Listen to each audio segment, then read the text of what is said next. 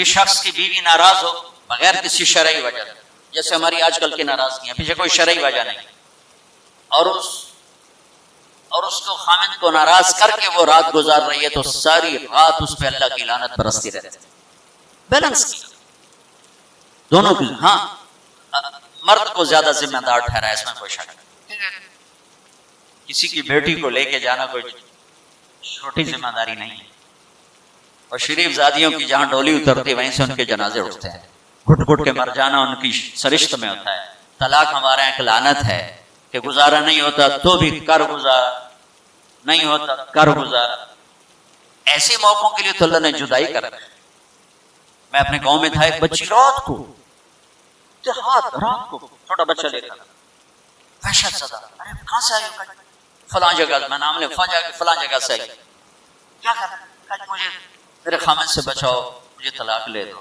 میں نے کہا بیٹی اپنے ماں باپ سے کیا، میرے پاس کیا کرنا ہے؟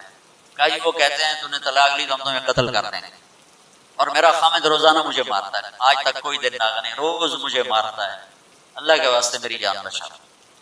بیٹی میں کیا کر سکتا ہوں، میرے پاس آنسوؤں کے سوا کچھ نہیں، میں تو دعا کر سکتا ہوں، رو سکتا ہوں، اور میں کچھ نہیں کر سکتا۔ میں تمہارے خاندانی معاملات میں کیسے دخل، ہاں میرا کوئی رشتہ نہ تھا تو پھر میں کوئی دخل دیتا، لیکن میں تمہیں جانتے نہیں تم کون ہو۔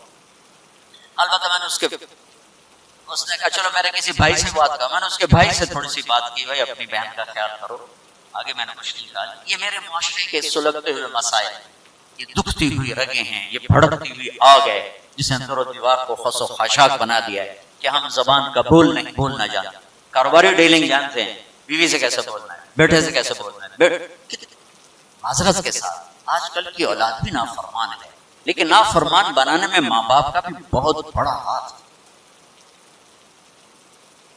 اولاد کو سمجھتے ہیں جیسے گائے بیل ہے، جدھر باندھ دو جدھر کرو۔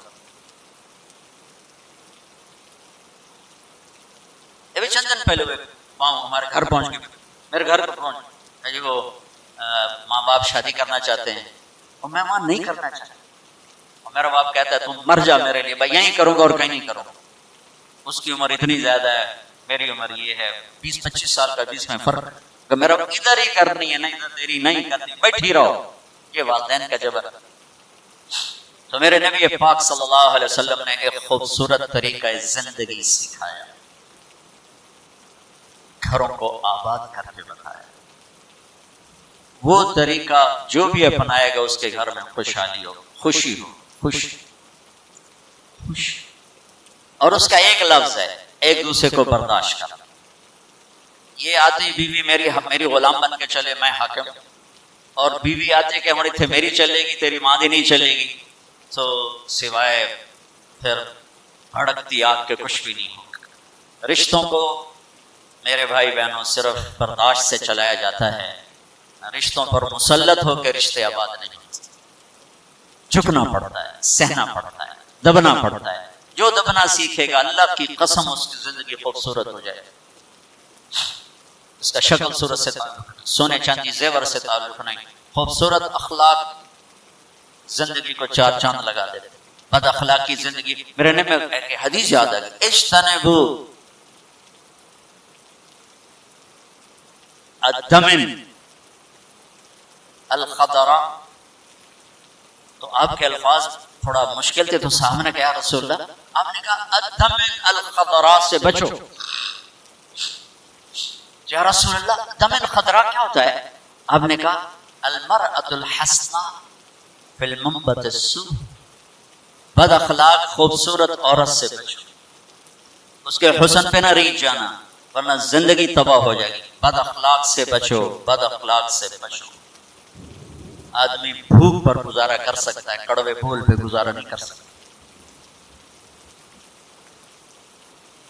عزت دو ایک دوسرے کو، گھروں کو آباد کرنا، عزت دو۔ میرے نبی نے عزت دے کر دکھایا۔ عرب میں جب عورت ناپاکی کی حالت میں آتی تھی تو وہ اپنے خامد کے ساتھ نہیں سو سکتی تھی، الگ کر دیا جاتا تھا۔ حضرت ام سلمہ رضی اللہ تعالیٰ عنہ، حضرت ام سلمہ رضی اللہ تعالیٰ عنہ رات کو اللہ کے نبی کے ساتھ ایک چارپائی پر سوئے، تو انہیں محسوس ہوا کہ وہ ناپاکی کی حالت میں چلی گئی، وہ چپ کر کے اٹھ گئیں اور جا کر کپڑے تبدیل کر کے ایک طرف ہو، آپ کی آنکھ کھلی، دیکھا وہ مسلمان نہیں، دیکھا تو ادھر اللہ کی نفس تھی، لگتا ہے تجھے مینسس کا، جی ہاں، ادھر میرے پاس ہی آ کے لیٹو، دوبارہ اپنے پاس آ کے اس کو لٹایا۔ یہ عزت ہے جو میرے نبی اپنے گھر والوں کو۔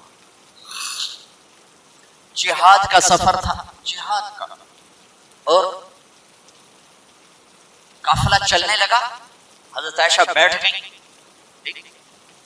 دیکھا گلے میں ہار کوئی نہیں، تو انہوں نے کہا یا رسول اللہ میرا تو ہار گم ہو گیا، تو آپ کہتے تجھے ہار کی پڑی، ادھر جہاد کا سفر ہے، چل۔ آپ نے کہا چلو بھائی عائشہ کا ہار ڈھونڈو، سارے لشکر کو ہار ڈھونڈنے پہ لگا دیا،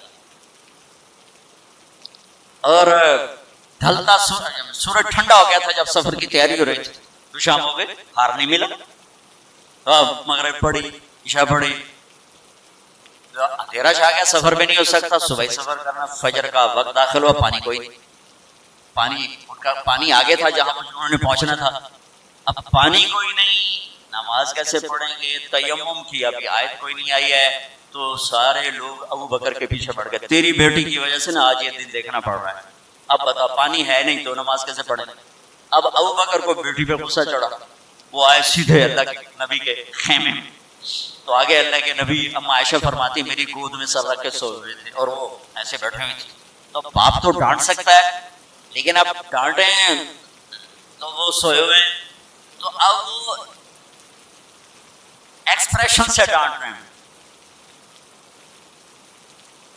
تیری وجہ سے، اور ان کی یوں پسلی میں نا آگے انگلی مار، زور سے، ایسے زور سے انگلی مار، میں ایسے ہو گئی تاکہ میں ہلوں نہیں کہ اللہ کے نبی کی آنکھ نہ کھلے،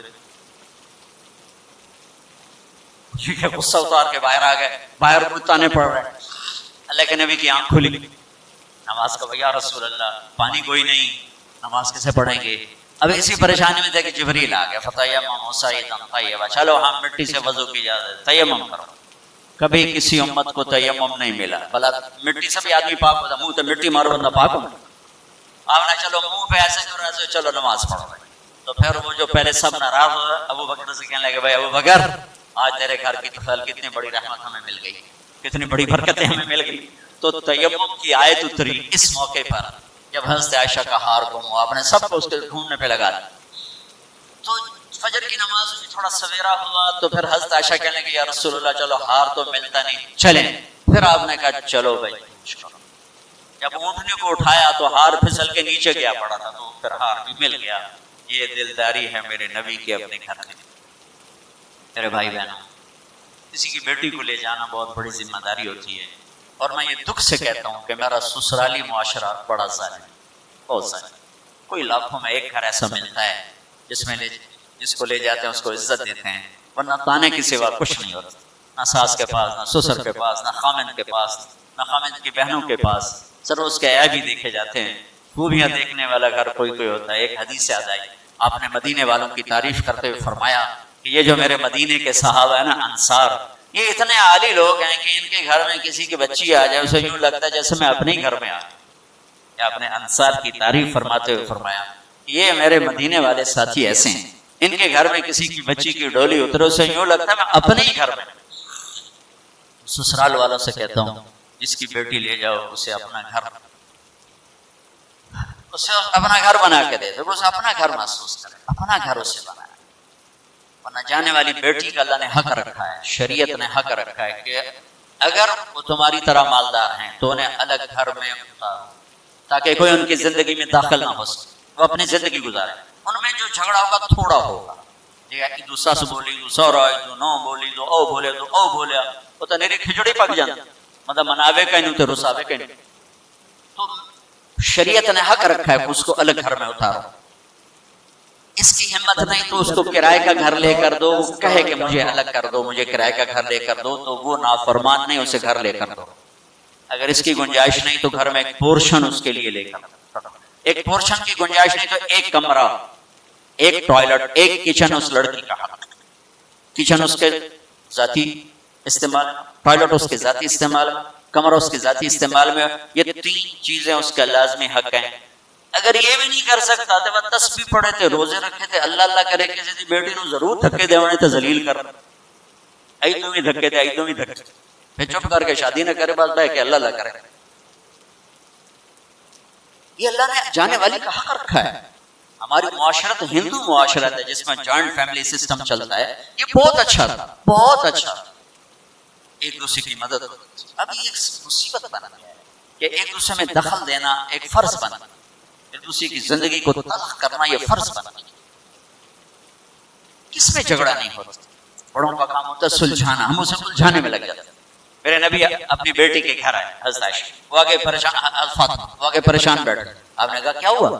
کہ میرا اور علی کا جھگڑا ہو. ایسی پاکیزہ جوڑی کہ جنت میں نور کی چمک اٹھے گی. لوگ پوچھیں گے جنت یہ نور کہاں سے ہے؟ تو فرشتے کہیں گے اوپر کی جنت میں علی و فاطمہ مسکرائے ہیں، ان کے دانتوں کے نور سے نکلے نور نے جنت کو روشن کر دیا. اتنا بڑا جوڑا ہے، یہ دنیا ہے. آپ نے کہا علی کدھر کا؟ یہ باہر نکل گئے. آپ ان کے پیچھے گئے، دیکھا تو مسجد میں سو ان کو ابو تراب اٹھو، یہ ٹائٹل یہاں دیا ابو تراب اٹھو. ان کو لے کر آئے، گھر تشریف لائے، زمین پر لیٹ گئے. علی کو دائیں طرف لٹایا اور فاطمہ کو بائیں طرف لٹایا. علی کا ہاتھ پکڑ کے اپنے پیٹ پر رکھا، ادھر سے فاطمہ کا ہاتھ پکڑ کے علی کے ہاتھ پر رکھا اور بیٹی کے ہاتھ کے اوپر اپنا ہاتھ رکھا.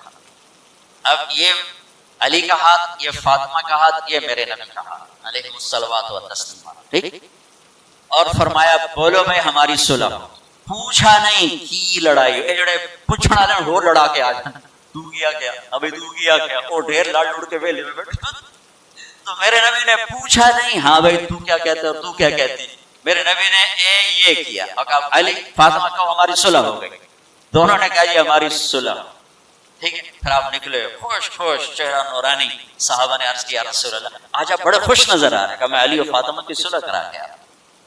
یہ بڑوں کا کام ہوتا ہے. اب لڑکی والے اپنے اٹھا لیتے ہیں، کمر کس لیتے ہیں سوٹے، اور ادھر لڑکے والے اپنے سوٹے کس لیتے ہیں. بچی بچے کی زندگی برباد ہو کر رہ جاتی ہے. جوڑنے کی بجائے دونوں طرف توڑ، جو کہ نہ قرآن کا پتہ ہے نہ سیرت کا. دیکھو میں ہاتھ جوڑتا ہوں، قرآن پڑھو، اپنے نبی کی زندگی پڑھو، تاکہ ہمیں اور آپ کو پتہ تو چلے کہ زندگی کیسے کیسے ہے، زندگی گزارنی کیسے. میرے نبی سے پوچھ کے موت آئی، پوچھ کے موت آئی. واحد ہستیاں جن سے موت پوچھ کے آئی. ٹھیک ہے. 12 ربیع الاول 11 ہجری 7 جون 633 عیسوی جبریل اندر آئے. یا رسول اللہ باہر ملک الموت کھڑا ہے، اندر آنے کی اجازت چاہتا ہے. یہ وہ دربار جب موت پوچھ کے آئے. آپ نے کہا آ جائے. ملک الموت اندر آیا، کہا السلام علیکم یا رسول اللہ. اور پھر کہا یا رسول اللہ آپ پہلی ہستیاں جنہیں میں سلام کر رہا ہوں، میں نے کبھی کسی کو سلام نہیں کیا. یا رسول اللہ آپ پہلی ہستی ہیں. اللہ نے فرمایا پوچھ کے اندر جانا، بغیر پوچھے نہ جانا. اللہ پوچھے گا تو ہم میں سے کسی. یا رسول اللہ اللہ نے فرمایا آنا چاہیں تو لے آنا، رہنا چاہیں تو چھوڑ کے آ جانا. اچھا آپ کیسے تھے؟ اما عائشہ ایسے بیٹھی اور آپ اما عائشہ کے سینے پر سر رکھیے. تو آپ فرماتے اچھا ٹھیک ہے. میں اٹھتا ہوں، میں وضو کرتا ہوں، 2 نفل شروع کرتا ہوں. جب میں سجدے میں جاؤں میری جان نکال لینا. ہم دعائیں میں اللہ سجدے کی موت عطا فرما. کتنے لوگ ہیں دعائیں کرتے ہیں یا اللہ نماز پڑھ رہے ہیں موت آ جائے، سجدے میں سر ہو موت آ جائے. کتنی تمنا ہے. میں خود دعا مانگوں. تو آپ کہتے کہ تم ٹھہرو میں وضو کرتا ہوں، جب میں سجدے میں سر رکھوں میری جان نکال لینا. آپ نے اپنی بیگم کے سینے پر سر رکھے ہوئے ہی موت کو قبول کیا کہ یہیں نکالو، یہیں نکالو، وہیں لیٹ. سے میری ماں حضرت عائشہ فرماتی تھی میرے نبی میرے سینے اور ٹھوڑی کے درمیان اللہ کے پاس حاضر مات فی سحری و نحر. یہ بھی ایک پیغام تھا، یہ بھی ایک پیغام تھا کہ آپ اپنی بیگم کے سینے پر سر رکھ کے دنیا سے جدا ہوئے اور اللہ کی بارگاہ میں پہنچے. تو بھائیو لمبی خوبصورت زندگی ہے. میں گھنٹے سوا گھنٹے میں کیا بتا سکتا ہوں. اور اتنا اندھیرا ہے کہ اس میں کروڑوں شمعیں جلیں گی اور اربوں پروانے قربان ہوں گے تب جا کے صبح ہوگی. اس اندھیر میں میری چند باتیں پتہ نہیں کوئی روشنی کا سبب بنے یا نہ بنے. اگر چند کانوں پہ دستک ہو گئی تو شاید کچھ ذرہ خیر وجود میں آ جائے. آئیو اپنے نبی کی زندگی سیکھو. اپنے نبی کی زندگی کے مطابق چلنے ڈھلنے کی کوشش کرو. یہ تبلیغ کا کام بھی اس کو سیکھنے کی ایک خوبصورت محنت ہے.